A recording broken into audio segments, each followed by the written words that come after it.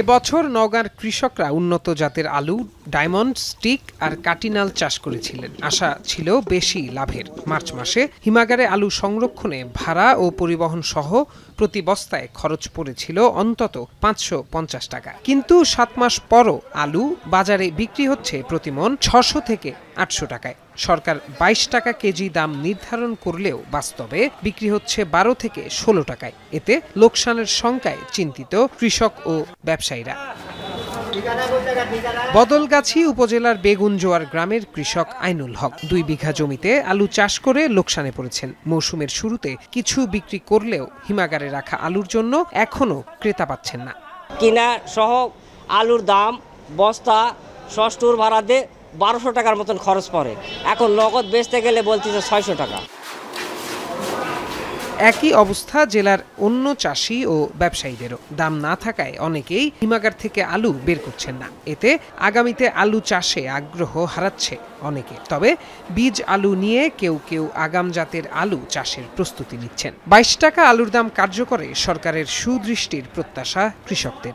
আলু বিক্রি করতে পারিনি, এখন পরবর্তীতে বেশি আমার কি দাঁড়াবে আমি নিজেও কল্পনা করতে পারতেছি না। আমাদের প্রচুর টাকা লোকসান হয়ে যাবে। আমার ২০ বস্তার আলু রাখা আছে, তাহলে আমি লোকসানটা কি দিয়ে পূরণ করবো? যে খরচপাতি মেলা কিছু করা হয়, কিন্তু সেই অনুযায়ী আমাকে ওঠেনি, পয়সা এবার ওঠেনি।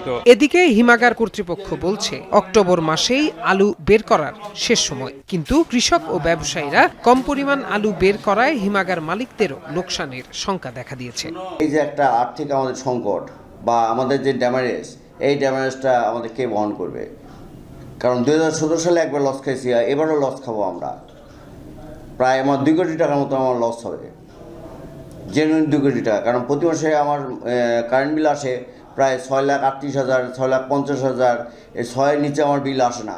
কৃষি বিভাগ জানায় উৎপাদন বেশি হওয়ায় বাজারে আলুর দাম কমে গেছে, তাই হিমাগার থেকে আলু বের হচ্ছে কম। জেলা প্রশাসন বলছে ব্যবসায়ীদের সিন্ডিকেট ভাঙতে আলোচনা চলছে। প্রয়োজনে বাজার নিয়ন্ত্রণে অভিযান চালানো হবে। এটা বলা যায় যে বীজ আলু হিসাবে যে পরিমাণটা জমা রয়েছে সেটা অবশ্যই বের হবে, তবে খাওয়ার আলু বের হওয়ার ক্ষেত্রে কিছু সমস্যা হতে পারে। অনেক কৃষক দাম কম থাকায় নাও নিতে পারে। যারা কোল্ড স্টোরেজের মালিক এবং যারা কৃষক, তারা তাদের সাথে বসে আমরা আগে রেটটা তাদের কোন প্রেক্ষাপটে এরকম ফ্লাকচুয়েট করতে সেটা আমরা জানার চেষ্টা করছি। এ বিষয়ে আমাদের কৃষি ডিপার্টমেন্টকে দায়িত্ব দেওয়া আছে। তারা আমাদেরকে এটা পজিটিভ রিপ্লাই দিলেই আমরা একটা টাস্ক ফোর্সের মাধ্যমে অভিযান পরিচালনা করব। জেলা কৃষি সম্প্রসারণ অধিদপ্তরের তথ্য মতে চলতি বছর নওগাঁয় ২৫,৯৪০ হেক্টর জমিতে আলুর আবাদ হয়েছে। উৎপাদন যেখান থেকে ৫ লাখ টন। জেলার ৭টি হিমাগারে ধারণ ক্ষমতা ৪৬,০০০ টন। স্থানীয় চাহিদা মিটিয়ে উদ্বৃত্ত আলু সরবরাহ করা হয় অন্যান্য জেলায়। এখন নওগাঁ।